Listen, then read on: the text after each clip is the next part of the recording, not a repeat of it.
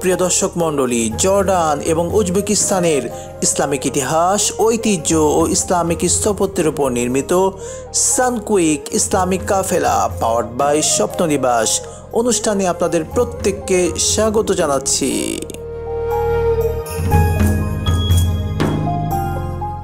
সুপ্রিয় দর্শক শ্রোতা, উজবেকিস্তান ঐতিহাসিক নিদর্শনের অন্যতম জায়গা।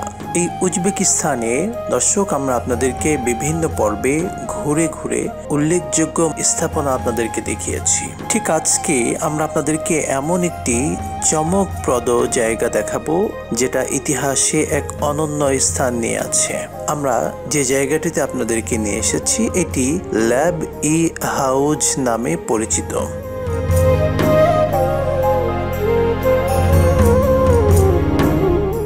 প্রিয় দর্শক মণ্ডলী, ল্যাব-ই-হাউজ এটি উজবেকিস্তানের বোখারা শহরে টিকে থাকা কয়েকটি অবশিষ্ট হাউজ পুলের অন্যতম একটি। সোভিয়েত আমল পর্যন্ত এমন অনেক পুল ছিল যেগুলো শহরের প্রধান পানির উৎস ছিল, কিন্তু সেগুলো বিভিন্ন কারণে পরবর্তীতে বন্ধ হয়ে যায়। ল্যাব-ই-হাউজ এটিকে টিকিয়ে রাখা হয়েছিল কারণ এটি 16 এবং 17 শতকে তৈরি একটি অনন্য স্থাপত্যের একটি, যা থেকে উল্লেখযোগ্যভাবে তেমন কোনো পরিবর্তন করা হয়নি। এই ল্যাব-ই-হাউজ এই পুল এটার উত্তর দিকে কুকেলদাস মাদ্রাসা অবস্থিত, যেটি 1568 থেকে 1569 এই সময়ের মধ্যে শহরের সবচেয়ে বড় মাদ্রাসা হিসেবে ছিল পরিচিত।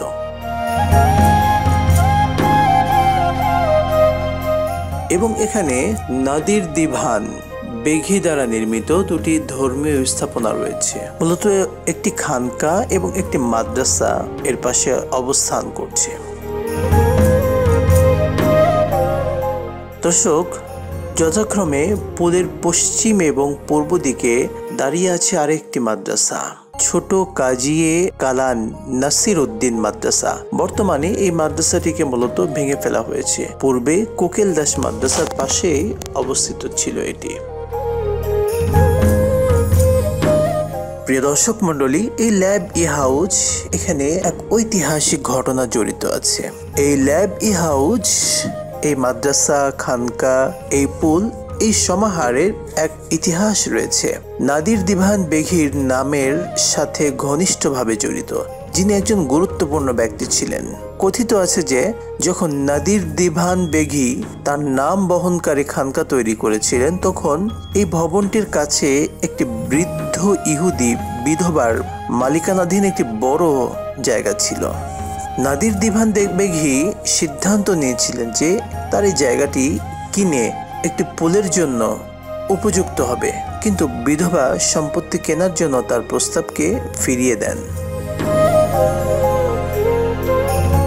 তারপর নাদির দিভান বেঘি তাকে ইমাম কলি খানের সামনে নিয়ে আসেন এবং এই আশায় যে আমির তাকে বিক্রি করতে বাধ্য করবেন। পরবর্তীতে দেখা যায় বোখারার আমির প্রশ্নটির অর্থাৎ এই ব্যাপারটি নিয়ে তৎকালীন যুগ শ্রেষ্ঠ মুফতি সাহেবদের কাছে ফতোয়া জানতে চান।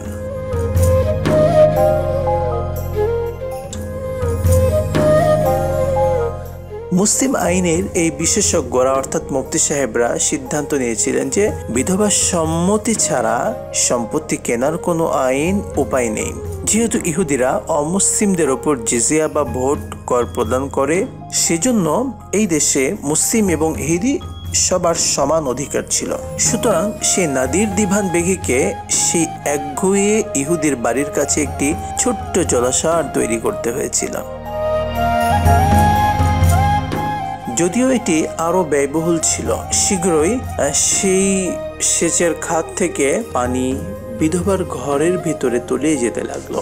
তিনি বিচারের জন্য নাদির দিভান বেঘির কাছে এলে তিনি ন্যায্য মূল্যে তার বাড়ি কেনার জন্য তার প্রস্তুতির বিষয়টি নিশ্চিত করেন, কিন্তু বিধবা টাকা প্রত্যাখ্যান করে। পরিবর্তে তার নিজের শর্ত দেয়। তিনি তার সম্পত্তি ছেড়ে দেওয়ার প্রতিশ্রুতি দিয়েছিলেন যদি বোখারানের শাসকরা তাকে একটি সিনাগগ নির্মাণের অনুমতি দেয় এবং আরো একটি জমিও দিয়ে দেয়। বিধবার মালিকানার বিনিময়ে নাদির দিভান বেঘি তাকে একটি আবাসিক এলাকায় একটি জমি দিয়েছিলেন, যা পরবর্তীতে ইহুদি চত্বর নামে পরিচিত ছিল। শীঘ্রই বোখারাতে প্রথম সিনাগগ এবং একটি বড় পুল তৈরি করা হয়। লোকেরা একে ল্যাব ই হাউজ, যার অর্থ ফার্সি ভাষায় পুলের ধারে, বলা শুরু করে। এটি নির্মাণের তারিখের প্রায় 1620, কিন্তু লোকস্মৃতি এখনো আরেকটি উপাধি ধরে রেখেছে, হাউজি বাজুর, জোর দিয়ে তৈরি করা পুল। মানুষ এখনো এটিকে, প্রিয় দর্শক, এই নামেও নামকরণ করে থাকে।